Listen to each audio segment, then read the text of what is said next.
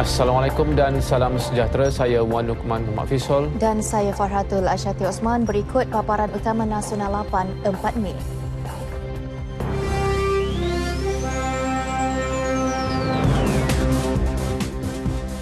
Perbadanan Menteri Kewangan terima peletakan jawatan Ahli Lembaga Pengarah 1MDB.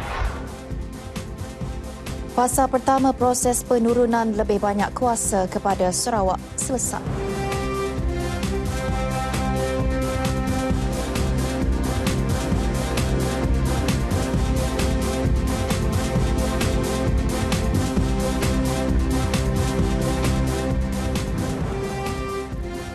Susulan kehilangan 3 warga asing dan seorang rakyat tempatan selepas bot yang dinaiki mereka gagal dikesan ketika dalam perjalanan dari Pulau Balambang ke Tanjung Simpang Mengayau Kudat Selasa lepas. Operasi mencari dan menyelamat SAR hari ini diteruskan bermula pukul 7 pagi tadi.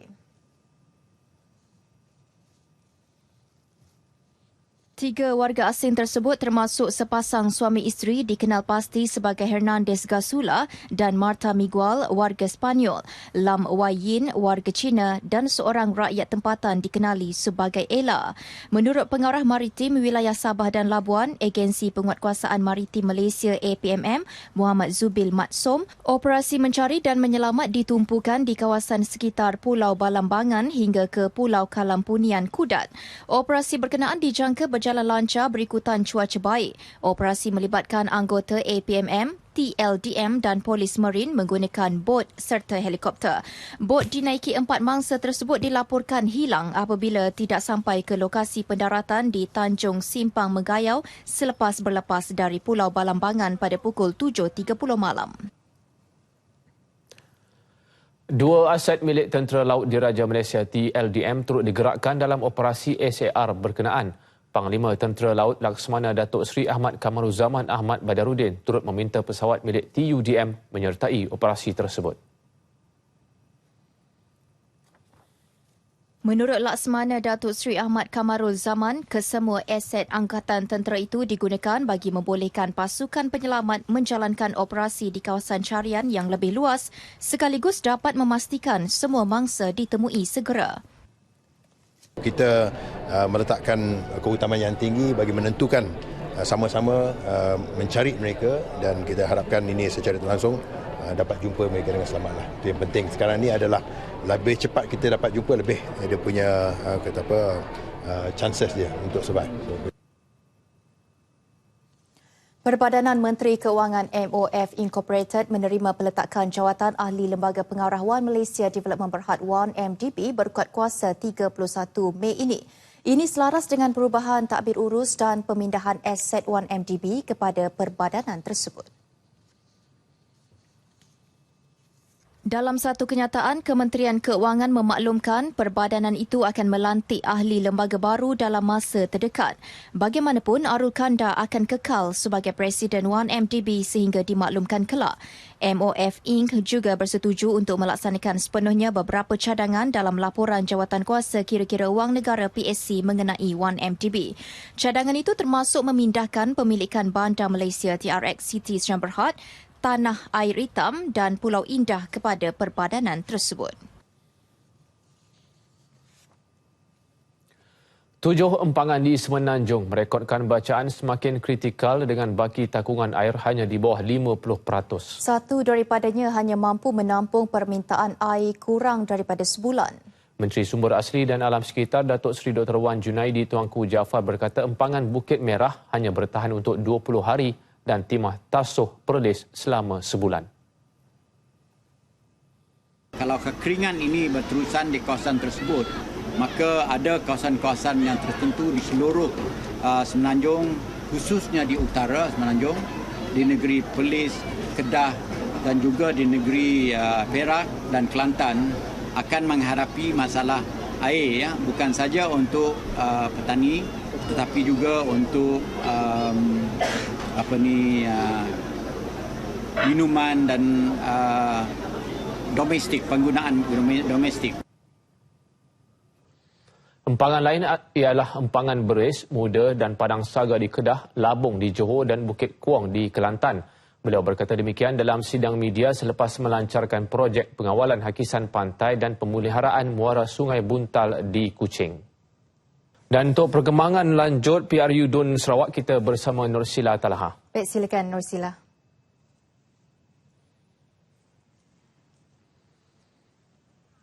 Terima kasih Luqman dan Fatul di Angkasa Puri. Assalamualaikum dan salam sehati sejiwa. Fasa pertama proses penurunan lebih banyak kuasa kepada Sarawak yang membabitkan urusan pentadbiran telah selesai. Perdana Menteri berkata Kerajaan Persekutuan dan Negeri telah bersetuju dalam 13 perkara berkaitan dan ia akan dilaksana secara berperingkat-peringkat. Menurut Datuk Seri Najib, fasa kedua proses itu akan dimulakan selepas pilihan raya. Kedua-dua pihak bersetuju untuk melihat soal-soal yang lebih kompleks berdasarkan pada perundangan dan berdasarkan pada perjanjian Sarawak Merdeka dalam Malaysia untuk melihat apakah sebenarnya prinsip dan semangat perjanjian itu. Mengenai kadar cukai barang dan perkhidmatan GST, Perdana Menteri berkata ia tidak akan dinaikkan dan rakyat Sarawak diingatkan agar tidak terpedaya dengan kempen pembangkang yang masih mempermain isu. Kerajaan negeri dan persekutuan juga setuju untuk menangguh sementara proses rundingan tuntutan kenaikan royalti minyak.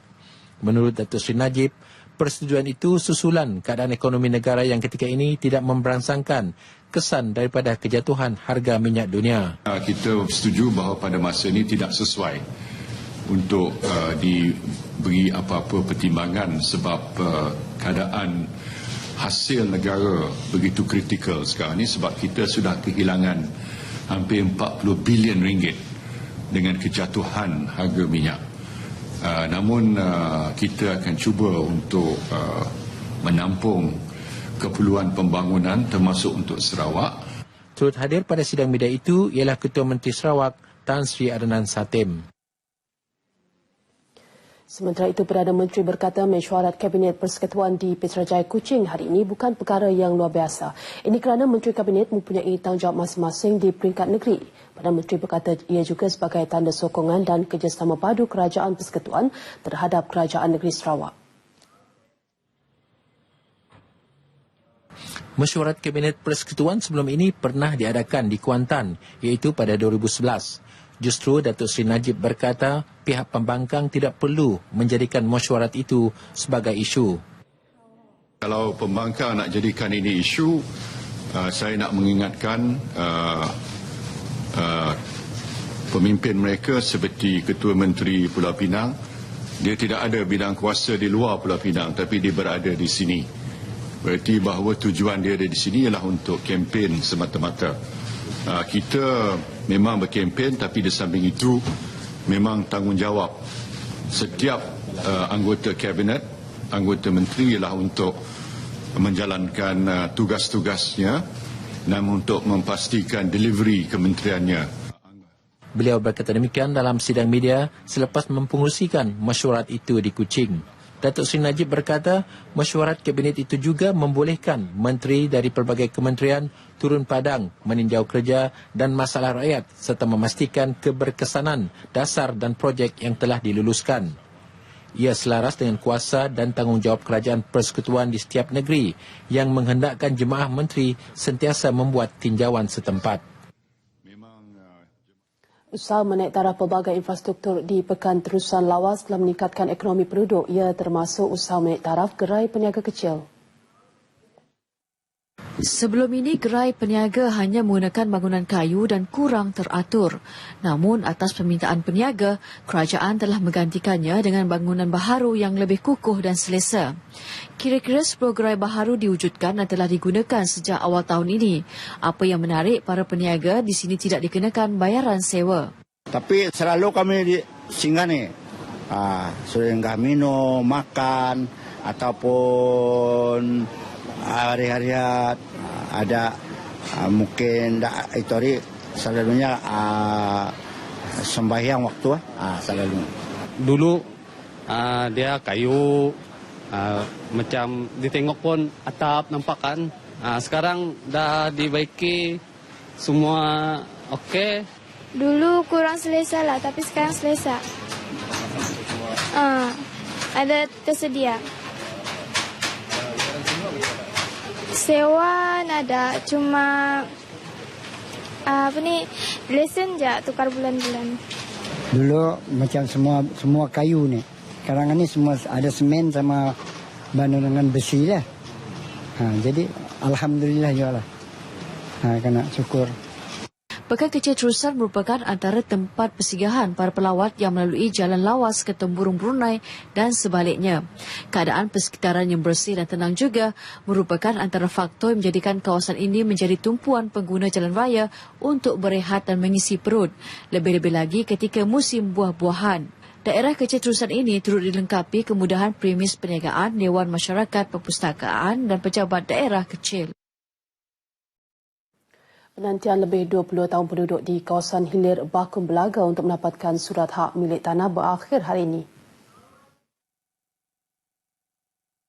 Penyerahan surat hak milik kepada 178 pemilik lot bagi kawasan Sekapan Pit Belaga itu diserahkan oleh Menteri Muda, Kebudayaan dan Warisan Sarawak, Liwan Lagang, pada satu majlis di Dewan Kampung Melayu Belaga. Beliau turut menghargai kesabaran serta kerjasama penduduk sehingga isu itu diselesaikan sekaligus menepis dakwaan bahawa kerajaan merampas tanah rakyat. Aku dia tu amat gagati lah laban surat tanah tu sudah diberi perintah laban ngelamak tu maiwa tidak anak biak nanya nama kebuah perintah nak beri surat tanah. Saya pun beri terima kasih dengan itu Tuan Nasari kerana dapat memberi hak direct tanah dengan rakyat di penduduk luar bandar Asam di Ulu Sungai. Apa yang diwawakan dan dilagu-lagukan oleh pihak pembangkang selama ini semuanya tidak betul. Kalau di kawasan kami di Belaga, tak ada 1 inci pun tanah yang di tanah penduduk di Belaga diambil oleh kerajaan, tak ada. Mengenai surat hak milik tanah kawasan penempatan semula Sungai Asap, Liwan berkata ia akan diselesaikan sedikit masa lagi. Pancur Hot Spring di Serian yang merupakan sebuah destinasi tumpah pelancong akan dinaik taraf dalam masa terdekat. Perkara itu diumumkan Menteri Pelancongan dan Kebudayaan Datuk Seri Muhammad Nazri Abdul Aziz selepas komitmen yang tinggi dipamerkan penduduk kampung untuk menguruskan kolam air panas tersebut. Datuk Seri Muhammad Nazri memutuskan perkara itu setelah membaca surat yang disampaikan penduduk kampung Pancur kepadanya. Bagi merealisasi perkara itu, beliau berjanji akan kembali semula ke tempat berkenaan selepas pilihan raya untuk tindakan seterusnya. Dalam perkembangan lain, Datuk Seri Nazri turut menjelaskan sebarang projek di bawah Kerajaan Persekutuan akan tetap diteruskan dan sekiranya kerajaan negeri menjanjikan sebarang bentuk projek, ianya adalah tidak salah kerana ia adalah manifesto mereka.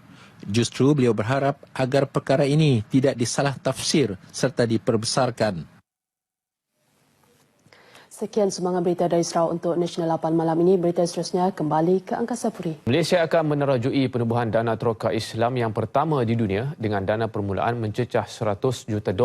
Ia bakal dilaksanakan bersama Islamic Development Bank IDB yang berpangkalan di Jeddah, Arab Saudi. Menurut Ketua Setiausaha Perbendaraan Tan Sri Dr. Irwan Serigar Abdullah, dana tersebut bertujuan membantu syarikat yang baru ditubuhkan di Malaysia dan negara Islam lain untuk mendapatkan dana. Ketika ini, Malaysia Venture Capital Berhad dalam proses memuktamadkan pembentukan dana teroka itu dengan IDB. So we are looking at the small amount first, but later if this is successful, we will also invite other parties to join this Islamic Venture Fund. Beliau menjelaskannya kepada media selepas majlis perasmian program Elevate dan menandatangani perjanjian persefahaman MOU antara Malaysia Debt Venture MDV dengan rakan kongsinya yang lain di ibu negara. Program Elevate ini melibatkan 20 syarikat yang dipilih oleh MDV untuk memperkukuhkan kewangan sekaligus meningkatkan kemampuan usahawan mendapatkan pembiayaan daripada pelbagai institusi keuangan. 94 syarikat yang layak telah disenarai pendek Prasarana Malaysia Berhad untuk melaksanakan projek pembinaan laluan transit aliran ringan LRT 3. Namun Presiden dan Ketua Pegawai Eksekutifnya Datuk Azmi Abdul Aziz berkata ianya belum muktamad dan pihaknya sekali lagi akan menilai syarikat paling sesuai untuk pemberian tender. Katanya tender pertama projek dijangka akan diberikan pada syarikat yang layak pertengahan tahun ini. Right now, we are completing the design of the infrastructure. This is design of the alignment, the station, the other civil works, and then concurrently we are also designing the system works, the track works, the signalling, the communications, and also the rolling stock. So once we have completed that, then we are ready to tender. Pembinaan jajaran LRT 3 sejauh 36 km yang bermula dari bandar utama dan berakhir di Kelang dijangka bermula pertengahan tahun ini dan siap menjelang 2020. Beliau ditemui pemberita dan media sempena pengumuman pemohon pakej tender LRT 3 yang layak di ibu negara. Kerajaan sedang mengkaji pelaksanaan mekanisme pengapungan bebas bagi menggantikan pengapungan terkawal dalam menentukan harga runcit minyak. Menurut Timbalan Menteri Keuangan Datuk Chua Tee Yong pada hari terakhir sidang Dewan Negara hari ini, pelaksanaan apungan bebas mungkin memberi kesan positif dari segi persaingan antara pengusaha minyak yang akhirnya akan menguntungkan pengguna. Namun jelasnya kajian secara menyeluruh termasuk kesan terhadap pengguna dan pengusaha perlu dijalankan sebelum sebarang keputusan dimuktamadkan. Kerajaan sedang mengkaji khususnya dalam manage float ni untuk ditukarkan mungkin dari bulanan, tapi sehingga sekarang belum ditentukan sama ada fortnightly, minggu atau berhad, setiap hari bertukaran. Ini juga bergantung bukan sahaja daripada Kementerian Kewangan, tetapi juga kita harus bekerja sama dengan Kabinet KK dan juga kebanyakan petrol station dan juga kebanyakan pengeluar minyak. Maka cadangan ini masih dikaji. Beliau menjawab pertanyaan Senator Datuk Muhammad Suhaimi Abdullah berhubung pelaksanaan kaedah apungan bebas seperti di sesetengah negara maju. Menjawab pertanyaan mengenai mekanisme mengekalkan harga minyak pada paras rendah, Datuk Chua berkata kerajaan akan meneruskan penetapan harga runcit untuk petrol RON 95 dan diesel mengikut kaedah pengapungan terkawal yang dilaksanakan sejak 1 Disember 2014. Berhubung trend harga minyak mentah dunia, ia dijangka kekal pada paras rendah bagi tempoh beberapa tahun akan datang. Ini berikutan lebihan bekalan berbanding permintaan dalam pasaran antarabangsa dan aktiviti ekonomi global yang diramal lebih perlahan.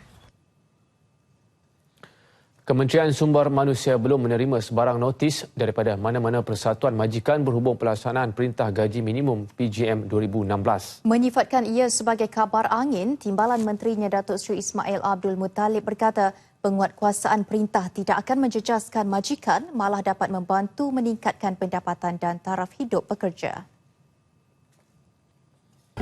Kita tidak menerima lagi. Itu adalah mungkin berita-berita yang disampaikan oleh persatuan majikan, pekerja akan berhenti 30,000 dan sebagainya. Pelaksanaan gaji minima akan dikuatkuasakan bagi kajian pertama ini ia pada 1 Julai ini kerana pelaksanaan gaji minima yang pertama telah pun dilaksanakan iaitu 900 di Semenanjung, 800 di Sabah, di Sarawak dan Labuan. Manakala lepas semakan pertama dibuat 1000 di Semenanjung bermula 1 Julai dan 920 di Sabah, Sarawak dan juga Labuan. Beliau menjawab soalan tambahan Senator Datuk Seri Bun Som Inong. Semalam, Pengarah Eksekutif Persekutuan Majikan Malaysia MEF, Datuk Syamsuddin Bardan mendakwa pelaksanaan gaji minimum yang akan berkuat kuasa pada 1 Julai ini akan menyebabkan 30,000 pekerja akan diberhentikan. Menjawab soalan asal, Datuk Seri Ismail menjelaskan 38,429 pekerja telah diberhentikan pada tahun lalu akibat kelembapan ekonomi dunia. Sektor kewangan dan insurans adalah sektor paling banyak memberhentikan pekerja iaitu seramai 17,628 pekerja. Daripada jumlah tersebut, 414 pekerja ditamatkan perkhidmatannya dan 17,214 pekerja berhenti secara sukarela. Sedikit perkembangan sukan. Persatuan Bola Sepak Kedah KFA menolak tawaran jutawan produk kesihatan di Herbs Dato' Alif Shukri Kamaruzaman untuk menaja persatuan itu. Ini berikutan beberapa terma dan syarat dikenakan oleh pihak di Herbs tidak dapat dipenuhi oleh KFA. Hal ini disahkan oleh Esko Belia dan Sukan Kedah Dato' Aminuddin Omar. Agak sukar bagi pihak KFA untuk menerima draft tersebut bersandarkan macam ni. Saya boleh katakan bahawa KFA hanyalah satu persatuan. Kadang-kadang draft tersebut ni dia kepada pihak kerajaan negeri yang mana di luar daripada keputusan yang boleh dilakukan oleh pihak KFA. Dato' Aminuddin Omar bercakap kepada pemberita semasa sidang media di Stadium Darul Aman Alustar Kedah. KFA bagaimanapun mengucapkan terima kasih kepada The Herbs atas kesudian menaja dan berharap jalinan ini dapat diteruskan dalam medium lain. Jelasnya penyokong hijau kuning tidak perlu bimbang kerana KFA masih mampu untuk menguruskan pasukan bola sepak Kedah walaupun tanpa tajaan daripada mana-mana pihak. Kejohanan Rugby Asia ARC 2016, skuad negara perlu menang sekurang-kurangnya satu perlawanan untuk terus kekal dalam saingan Division 1. Sasaran tersebut realistik memandangkan kemampuan yang ada walaupun skuad negara tidak pernah menentang mana-mana pasukan dalam Division 1 sebelum ini. Sasaran satu kemenangan itu adalah realistik berikutan pasukan negara perlu menentang pasukan ranking ke-39 dunia Sri Lanka selain Filipina ranking 53 dan Singapura ranking 59. Berdasarkan latihan yang kemas, Ketua Jurulatih Lee Nyok Fah optimis ia mampu dicapai. Persiapan pasukan di Malaysia ni kita melalui kata long term. Bukan kata yang zaman dulu di mana kita buat persiapan 2 minggu sudah masuk kejohanan. So persiapan kita telah dirangka dalam masa 3 bulan, 6 bulan untuk kejohanan ini dan juga melalui perlawanan persahabatan dan dengan persiapan dan juga dengan tim yang ada, saya rasa kita mempunyai pasukan yang mantap dan juga bersedia dalam Division 1 ini. Pasukan negara akan beraksi kali pertama dalam Division 1 pada kejohanan yang akan berlangsung di Kelab Diraja Selangor dari 8 hingga 14 Mei ini selepas menjuarai Division 2 tahun lepas. Malaysia yang menduduki ranking ke-58 dunia diperkuatkan 6 pemain dari Fiji dan seorang pemain profesional, K. Dineshwaran yang berasal di Liga Premier Jepun. Mereka diperkenalkan pada satu majlis di Petaling Jaya dan akan memulakan kempen menentang Filipina pada 8 Mei diikuti Sri Lanka keesokan harinya dan Singapura pada 14 Mei. Menjelang final Super Best Power Piala FA, tindakan Football Malaysia LLP yang tidak memperuntukkan tiket untuk penonton kanak-kanak serta kenaikan harga RM50 dipertikaikan. Persatuan Penulis-Penulis Sukan Malaysia SAM menganggap tindakan entiti swasta yang mula menguruskan Liga Malaysia musim ini sebagai membebankan. Presiden SAM Ahmad Khawri Isa dalam kenyataannya melihat tindakan itu sebagai langkah ke belakang FMLLP yang sepatutnya bertanggungjawab mencipta kegarahan bola sepak tempatan. Jualan tiket dengan harga lebih rendah bagi penonton kanak-kanak seperti biasa harus diteruskan. FMLLP juga tidak sepatutnya membebankan penonton bagi membiayai kos program pengisian sebelum sepak mula, sebaliknya mendapatkannya menerusi tajaan. Justru SAM mendesak Persatuan Bola Sepak Malaysia FAM untuk campur tangan dengan menepikan keputusan FMLLP itu dan kembali memperkenalkan jualan tiket untuk kanak-kanak dan pelajar. Final Piala FA antara Johor Darul Takzim dengan PKNS FC dijadualkan pada 14 Mei ini di Stadium Shah Alam. Sejumlah 70,000 keping tiket diperuntukkan dengan 50,000 untuk penyokong JDT dan 10,000 lagi untuk penyokong PKNS. 10,000 tiket lagi dijual secara dalam talian menerusi www.tickethotline, namun tiada tiket untuk kanak-kanak diperuntukkan. Semua tiket berharga RM50. Nasional 8 berakhir di sini. Visual kejayaan penyelam bebas dari New Zealand William Trubridge mencipta rekod dunia apabila menyelam sedalam 122 meter dalam masa 4 minit 24 saat di Bahamas mengakhiri pertemuan kita malam ini. Selepas ini ikuti Majlis Tilawah dan Mahafaz Al-Quran peringkat antarabangsa 2016 langsung dari PWTC. Itu Assalamualaikum dan salam sejahtera.